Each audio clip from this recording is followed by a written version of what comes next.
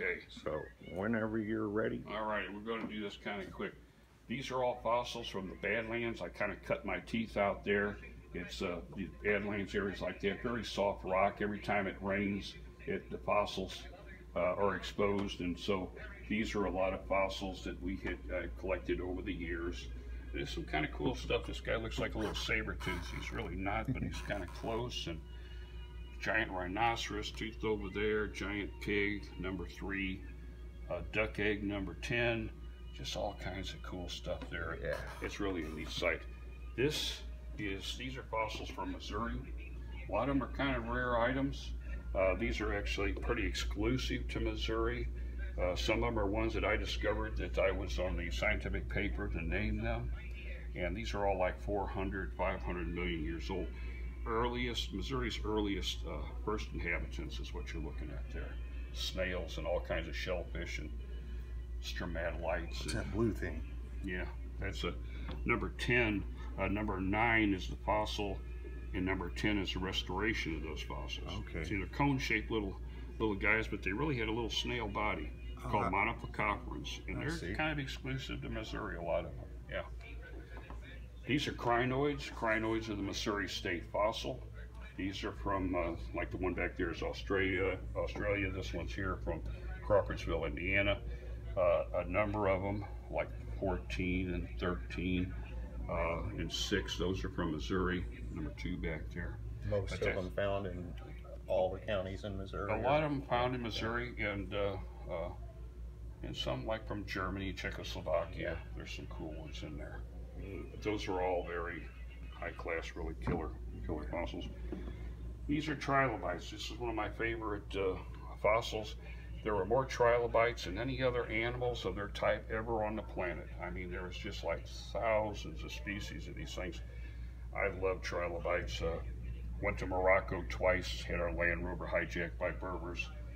Yeah, that was an episode. This is where you crack open the rocks and sometimes hopefully find. Yeah, and all of these things are on layers of rock, right. And when you find them, they have to be cleaned. Number 13 there, I got that in Morocco. That is one that you pop open and you can see both sides there. Number 4, that big one there, I found that when I was about 18. That's one of the biggest trilobites in the world at that time. Wow. It's still undescribed. When you describe something, it goes to the Smithsonian. I want to hang on to that for a while. So I'm going to wait till I'm a little more decrepit, then I'll get that wrote up. In the dinosaur room in the back corner, is that what's hanging on? That's a big millipede. It's called Arthropoda. That's one of the biggest millipedes ever. That's like 350 million years old. At that time, there was a lot of oxygen on the planet, and all these insects got huge. Dragonflies, cockroaches. Cockroaches you wouldn't want to see in your house now. Yeah. It looked like a skateboard. Yeah, it's very good size. This is Civil War material, a lot of artillery. I kind of like to show how these shells, some of them how they exploded, how they're armed, the little tools that they used to arm those. This big guy here in the back, if you remember, like on the Roadrunner and the Coyote, okay, you'd always see Acme bombs. Okay, well that's the way bombs look at one time.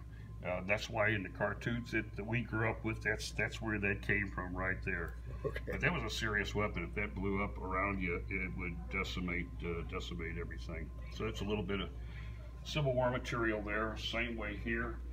This is U.S. material, a little bit of really everything, bayonets, guns. And a lot of this stuff is all found with a metal detector, a lot of it. That's the kind of stuff I like. I'm always looking for things. And we're close to some good stuff. We are close. You know, I went down to Fort Davison years ago, 30, 40 years ago. Had my metal detector looking for things. Found a bunch of things I thought was exploded pipes or broken pipes, and I left them.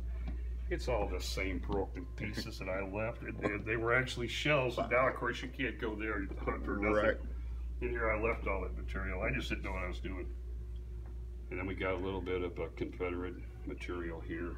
Some of these shells are cut in half so you can see how that they were packed with sulfur and black powder and filled with lead balls that would go shooting in every direction. I like Civil War stuff. They didn't really have the I guess, the capacity that northern side had of. Yeah, well, this kind of tells a story too. Number 15, those are cannon primers. You would stick that in the cannon vent, which would be, you know, you see like someone light that fuse. Okay, well, you would actually stick one of those in, and then there's a little thing you would pull, and it would be like a match, and it would burn down to light the black powder to shoot the ball. Well, that's a Confederate one on the left, but the one on the right, they were running so low on those. That's made out of a goose quill. So that's how desperate they were. They had to figure it out. They had to make it. So cannon primers were made out of goose quills. That's neat. Yeah. Wow. A little bit more Confederate material. You've heard of hardtack. Yeah. That's a hardtack back there. The reason that even exists, it's charred. They burned one of the trains, and that was some hardtack that was left over from a train that had burned. Everything I read about that, they didn't really care for it too much. No, it was just to make you survive. Right. That's all it was. Yeah. Yeah. Things weren't really good at that time for things of that nature. Yeah. And cool. I'll take you around that way too. I'll just do a quickie. This is from the steamboat Montana. That was the biggest steamboat that plied the Missouri River.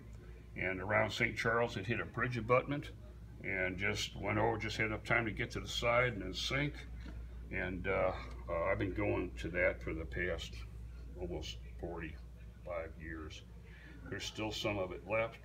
It was the first surveyed shipwreck that the archaeologists came out and surveyed. And early on we found and this is all part of the cargo, but we found a crate with 40 of those fruit jars. You know, that had never been used. They were going up to the miners, probably up in Montana. And found the whole crate of them, dug it out of there's 40 of them, and only 3 of them were broken.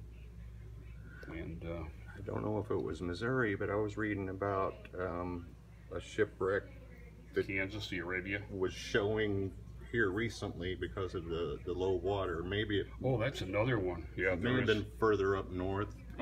When the rivers are low, different shipwrecks start popping out. Yeah. This piece is a paddle wheel right here. It's actually a piece of the paddle wheel on the back, and that was a piece that was just kind of dangling. Right. It would have washed away, so I grabbed that. But most all this stuff was collected years and years ago before anyone really was. You can see what it looked like. Of course, now it's all that's gone, and there's just the bare skeleton left in If you're at the boat dock in St. Charles and the river's low, you look across, you can see parts of it still sticking out. Yeah. This is little bits about shipwrecks from around the world, and some ancient Chinese, and the Empress of Ireland, and there's a few different kind of well-known shipwreck material there. So all of the bluish stuff, the Chinese. That would be Chinese, yeah. Very neat. Yeah, I just liked a little bit of everything, and these are all things that I've just collected over the years.